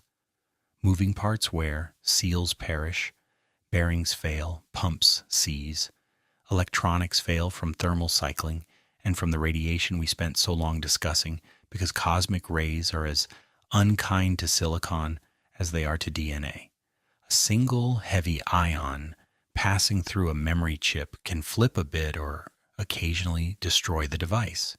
So you need spare parts. Now follow that chain honestly, because this is where the idea of self-sufficiency usually breaks, and it breaks in an unexpected place. Imagine a critical pump fails and the spares are used up. You need to make a new one. To make a pump, you need machined metal, which means you need a lathe or a mill, which means you need tooling, which means you need hardened steel, which means you need iron ore, and a way to reduce it, and alloying elements, and a furnace, and the enormous amount of energy a furnace consumes. You need bearings, which require extraordinarily precise grinding. You need seals, which are usually elastomers, which are polymer chemistry, which requires feedstocks and reactors and precise temperature control. And you need the control electronics, which means semiconductors.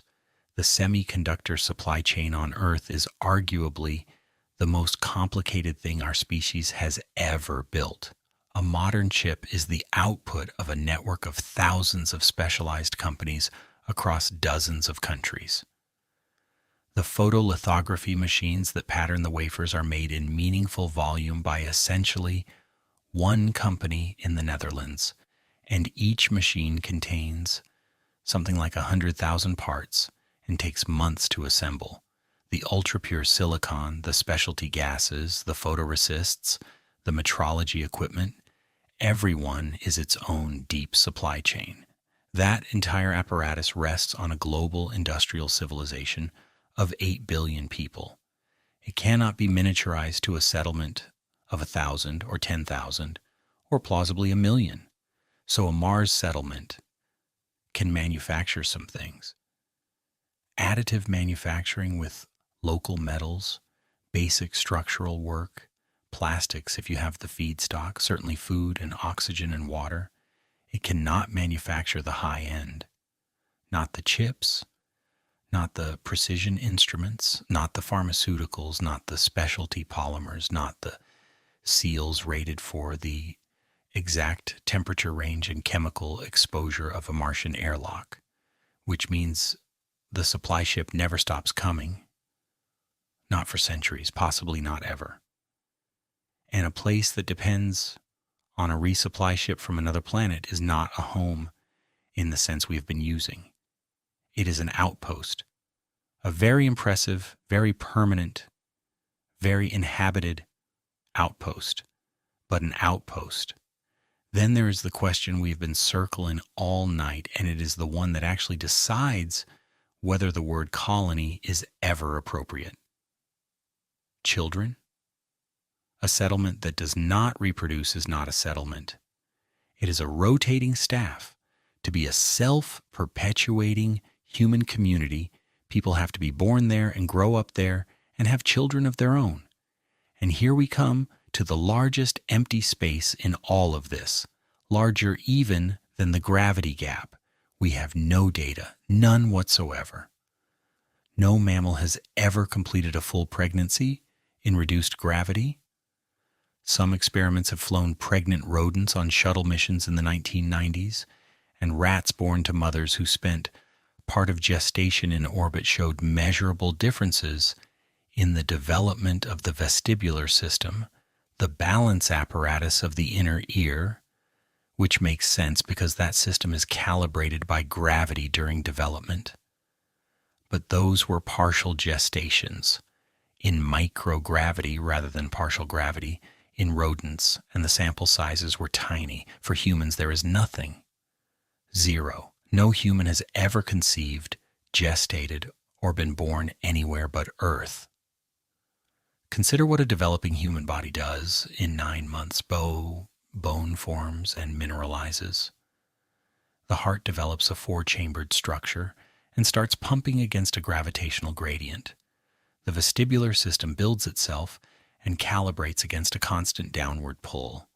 And after birth, a child spends years learning to hold up a disproportionately heavy head, then to sit, then to crawl, then to stand, then to walk, in a continuous physical negotiation with weight. Do that at 38% gravity, and you do not get a slightly lighter person. You get a person built to different specifications, whose skeleton, heart, and inner ear were calibrated to a different constant. And that person can probably never come to Earth. Not for a visit. A body that grew up at 3.72 meters per second squared, and then stands up in a field at 9.8, is carrying nearly 3 times the load its structure was built for, and its cardiovascular system has never once had to push blood that high against that pull. You would be creating deliberately a population of people for whom the planet their species came from is permanently inaccessible. Add to that the radiation exposure of a developing fetus and a growing child in an environment where the annual dose is around 245 millisieverts. Add the perchlorate risk to thyroid function during exactly the developmental windows when thyroid hormone is shaping the brain. Add the fact that a small founding population has serious genetic constraints. The various estimates for a minimum viable population that can avoid inbreeding depression over many generations without external genetic input run from a few hundred to many thousands, depending on assumptions and on how carefully reproduction is managed. Every one of those is a real unsolved problem. And unlike the engineering ones, you cannot iterate your way through them because the experiment is a child. So where does that leave us? I want to be very precise about the conclusion because the precision is the whole point. Nothing we have discussed tonight says that humans cannot go to Mars. We can, and I think we will, and I think it will be one of the more extraordinary things our species has done. Nothing says humans cannot stay for extended periods. 500 days is plausible. A crew rotating through a permanently occupied base is plausible. Several dozen people on the surface at once, doing science that no rover could do, is plausible within many of our lifetimes. What the evidence says, taken together, is something narrower and stranger. It says that Mars can hold people, but it probably cannot hold a people. There is a difference, and the difference is generational.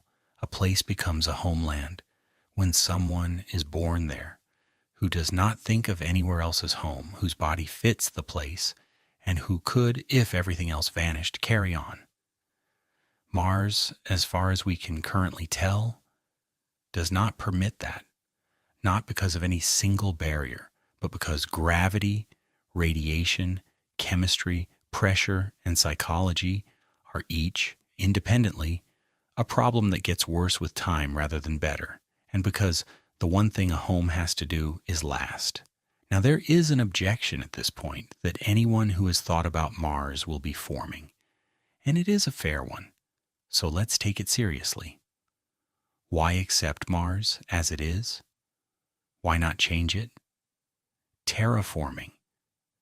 The idea of deliberately reworking a planet's atmosphere and climate until it can support life without pressure suits.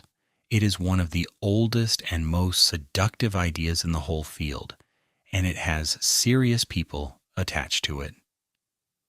The word was coined by the writer Jack Williamson in a story published in 1942. The first properly scientific treatment came from Carl Sagan, who in 1961 wrote about engineering the atmosphere of Venus and later turned the same attention to Mars. Since then, a substantial technical literature has grown up around it, with contributions from Christopher McKay at NASA Ames, from Robert Zubrin, and from many others. The basic logic is sound, and it is worth understanding because it is elegant. Mars is cold, partly because it is far from the sun, and partly because it has almost no greenhouse effect. If you could thicken the atmosphere, you would warm the planet. And Mars has a natural feedback that would help you. There is a great deal of carbon dioxide frozen into the south polar cap and absorbed onto the surface dust and locked into carbonate minerals. Warm the planet slightly, and some of that carbon dioxide sublimates into gas. More gas means a stronger greenhouse effect, which means more warming, which releases more carbon dioxide, a runaway but a friendly one. Start the process and the planet might finish it for you. Proposals for starting it have included orbital mirrors to focus sunlight on the polar cap, spreading dark material across the ice to lower its reflectivity, and manufacturing extremely powerful artificial greenhouse gases, perfluorocarbons from local materials, and releasing them deliberately. So does it work? In 2018, two scientists put a fairly decisive number on it. Bruce Jakosky, who is the principal investigator for the MAVEN mission, and therefore knows more about the Martian atmosphere than almost anyone, and Christopher Edwards of Northern Arizona University published an analysis in Nature Astronomy that simply asked how much carbon dioxide is actually accessible on Mars. They went through it source by source, the polar caps, the dust, the carbonate-bearing minerals, everything that could plausibly be released with technology we can currently imagine. Their conclusion was that if you released all of it, every accessible molecule, you would raise the atmospheric pressure to something in the region of 15 to 20 millibars. Earth is a little over 1,000. The Armstrong limit, the pressure below which the water in your body boils at body temperature, is around 63. So the total accessible carbon dioxide inventory of Mars, deployed perfectly, gets you to roughly a quarter of the pressure at which you could safely stand outside with only an oxygen mask, and around 2% of the pressure you are sitting in right now. It is not a shortfall you close with better engineering. It is a shortfall of raw material.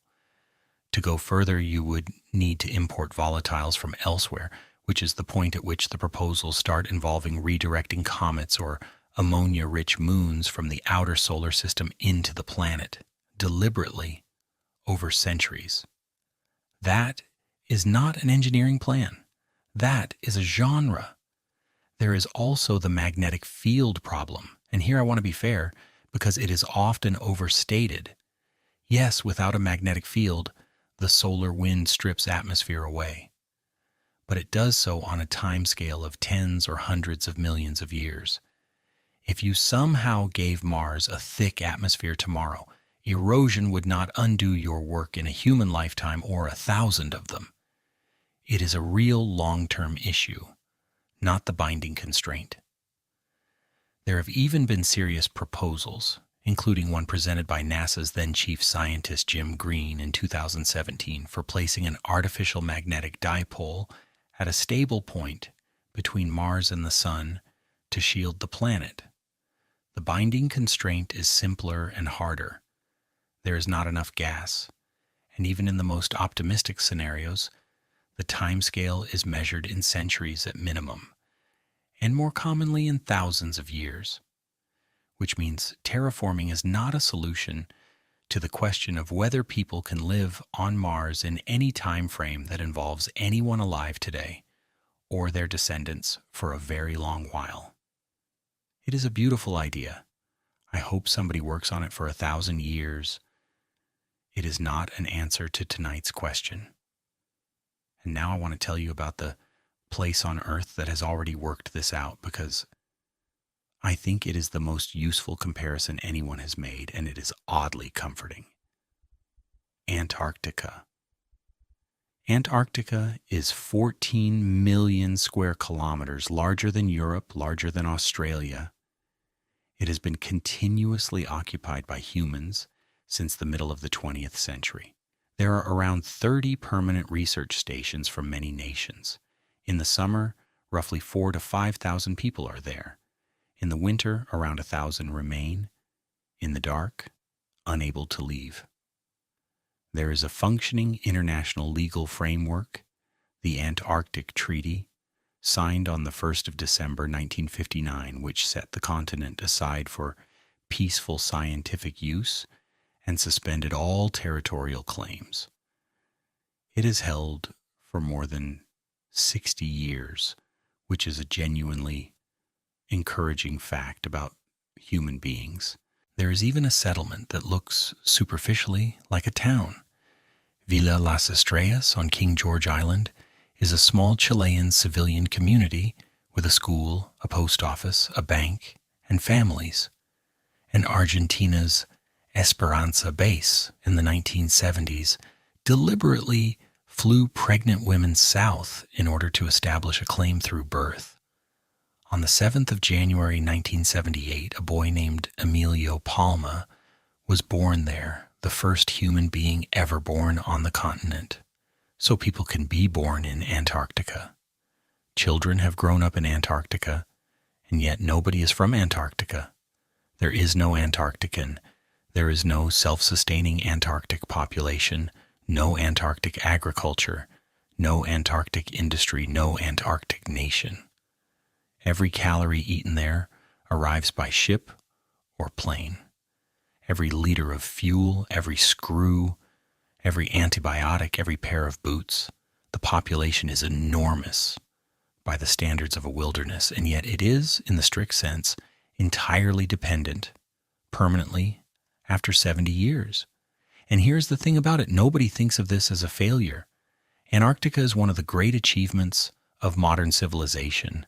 The ice cores drilled there have given us 800,000 years of atmospheric history and are the foundation of everything we understand about climate. The ozone hole was discovered there by the British Antarctic Survey in 1985, and that discovery led to the Montreal Protocol and to one of the very few times humanity has identified a global problem and actually fixed it. The Ice Cube Observatory at the South Pole detects neutrinos from the far side of the universe by watching a cubic kilometer of ancient ice for faint flashes of blue light. Antarctica gives us more than almost any settled place, and it gives it to us precisely as a place that we visit intensely and permanently, but never inhabit. And Antarctica is easy compared to Mars. It has an atmosphere at full pressure with plenty of oxygen. It has liquid water within reach. It has one gravity. It has a magnetic field overhead. It is 8 hours from a hospital rather than 8 months. Every single one of the 5 problems we have discussed tonight is either absent there or trivially solved. If a continent that generous still cannot support an independent human population after 70 years of continuous effort, that ought to tell us something about the honest shape of a Martian future. There is one more thing I want to say before we wind down, because I think it is the real payoff of the whole inquiry, and it has nothing to do with living anywhere. Mars is the best evidence we have about what happens to a planet. We have exactly one example of a world that stayed habitable, and it is the one under you, and because it is the only one we have almost no way of knowing which parts of its arrangement were necessary and which were incidental. You cannot learn much about a process from a single successful case. You need a failure to compare it to. Mars is that failure, and it is preserved. 4 billion years ago, as far as we can tell, Mars and Earth were not obviously different in kind.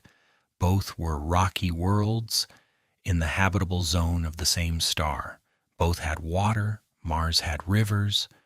The orbital images of ancient valley networks and river deltas are unambiguous, and Perseverance is currently sitting in one Jezero crater, which was a lake with a delta flowing into it. Both had atmospheres. Both, quite possibly, had the chemistry that leads to life, and one of the largest open questions in science is whether Mars actually took that step, and then one of them kept going and one of them stopped. The difference appears to come down largely to size. Mars was too small to hold its internal heat.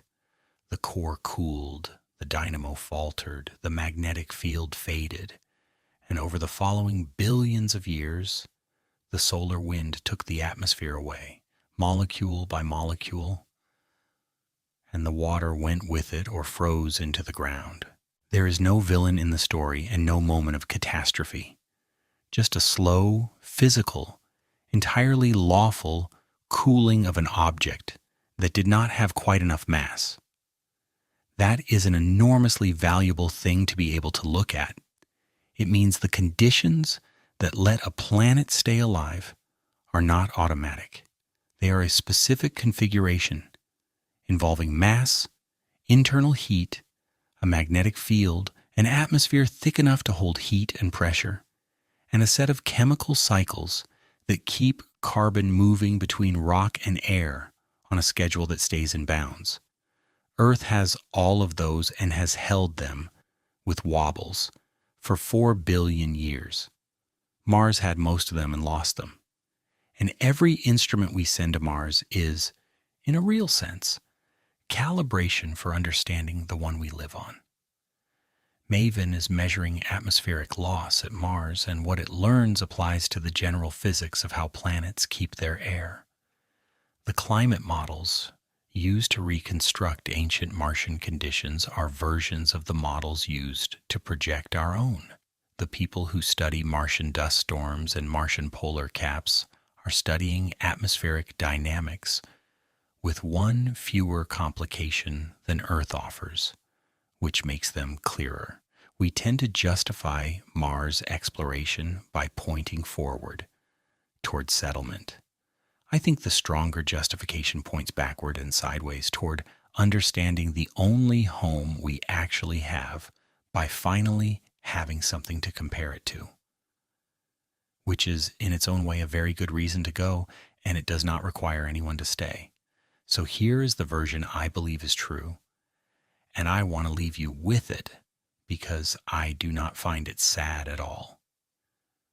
We become a permanently visiting species, not conquerors of Mars, not settlers of Mars, visitors in the deepest and most committed sense of the word, people who go again and again, in numbers, for long stretches, at real cost, and who come back. There would be a base, probably several, perhaps continuously occupied for centuries by crews who rotate, the way McMurdo has been occupied since 1956 by people who are always there and never the same people, perhaps eventually a few hundred at a time. There would be a first person to overwinter through a global dust storm, and a first person to die there, and a first person to spend a decade of their life on the surface across multiple tours. They would learn things nobody on Earth could learn. Whether Mars had life, which is genuinely one of the largest open questions in science, and one that a geologist with a hammer would answer far faster than a rover ever will. What happened to the water? What a planet looks like 4 billion years after it lost its magnetic field, which is a question about our own future in a longer sense than we usually think about. And then they would come home. They would stand in a field somewhere on Earth under a sky with a roof on it, feeling the full weight of a planet in their legs for the first time in years, and it would hurt, and they would be glad. And they would look up on some clear evening and find a small, steady orange point among the stars and know exactly what the light there looks like in the late afternoon. And they would have gone and waved and come back. That is what I think happens, a species that reaches permanently and returns permanently, not because we failed, but because we finally understood what we are. We are not a species that can live anywhere. That was always a story we told ourselves, and it was a beautiful story, and it came from Lowell and Bradbury and a mistranslated Italian word. We are a species that came out of one specific ocean on one specific planet, shaped by one specific gravity and one specific magnetic field and one specific chemistry. And we fit here in 10,000 ways we never notice. Let me leave you with that thought. Gently, as the night gets on, you are lying somewhere on the surface of a rock that is spinning quite fast through a great deal of nothing. Above you, invisible, is a column of air about a kilogram's worth over every square centimeter of your skin, and it is holding the water in your body liquid and holding oxygen against your lungs and stopping the majority of what arrives from space. Above that is a magnetic field generated by a churning ocean of liquid iron 3,000 kilometers beneath you, deflecting particles that have been traveling since before the sun existed. Beneath you is a planet's worth of mass pulling gently on every cell you have, and every cell you have expects it, and has expected it since before your species had a name. Around you, in the ground, and in the air, and in your own gut is a biosphere that makes your air and cleans your water and turns everything that dies back into something that can live, and it does it for free, and it has never sent an invoice, and it has never once stopped. None of it was designed for you. You were designed by it, which is a better arrangement and a much older one. Percival Lowell spent 20 years at a telescope on a mesa in Arizona drawing canals that were not there because he wanted very badly for there to be someone else out in the dark doing what we do. He was wrong about the canals. He was not wrong to want it.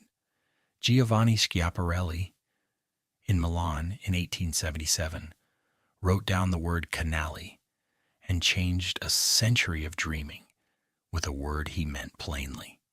And the engineers at the Jet Propulsion Laboratory in 1965 colored in a printout by hand with pastel crayons because they could not bear to wait for the computer, and what they colored in was the end of a dream and the beginning of a real place. All of them were reaching. That is the part that stays.